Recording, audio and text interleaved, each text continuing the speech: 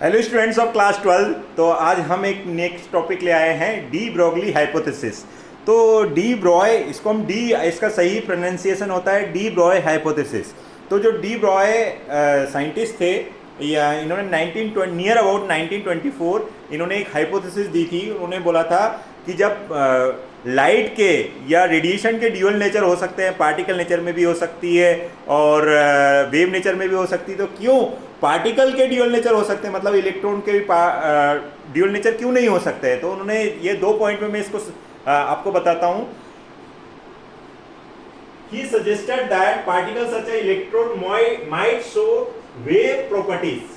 Wave की property electron भी show कर सकता है। He summarized that the de Broglie wavelength was given by, उन्होंने बताया कि जो डी ब्रोगली वेवलेंथ या मैटर वेव्स भी उसको बोल सकते हैं, उसको ये एक्सप्रेशन से आप डिफाइन कर सकते हैं या बता सकते हैं।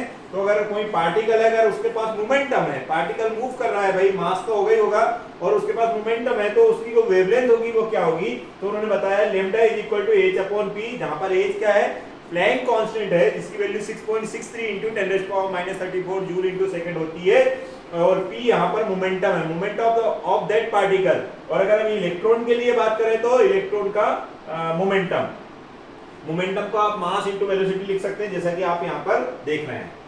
अब इसका शॉर्ट एक डेरिवेशन भी देख लेते हैं, कैसे इसको ड्राइव कर सकते हैं। तो इसको ड्राइव करने का बहुत सिंपल सा कॉन्सेप्ट है बच्चों।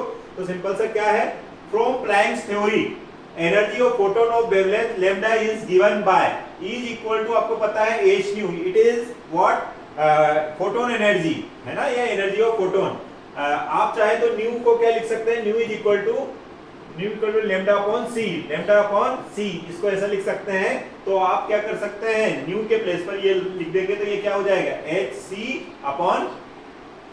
अपॉन लैम्डा हो जाएगा, है ना। ठीक है, एनर्जी निकाल रहे हैं तो एनर्जी में आपने देख लिया, इसको रख सकते हैं lambda equal to c upon nu. थोड़ा इसको सही करता हूं मैं, लैम्डा इज इक्वल टू, इसको सही कर लेते हैं, lambda is equal to c upon nu होता है बच्चों।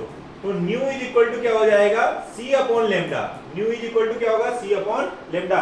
ये फ्रीक्वेंसी है, ये स्पीड ऑफ फोटोन है, and this is what, wavelength. तो आपने क्या किया, न्यू की वैल्यू रखी, तो ये सी अपॉन लैम्डा आ गया यहाँ पर। और आपको पता है आइंस्टीन का रिलेशन पता ही है आपको, आइंस्टीन का relation which relation, mass energy equivalence relation is equal to mc²। आपने देखा कि this is energy of photon and this is energy, और दोनों को आपने जब इक्वल किया then you are getting E lambda is equal to h upon p। In this way you can prove this relation. I hope समझ में आया होगा। Thank you.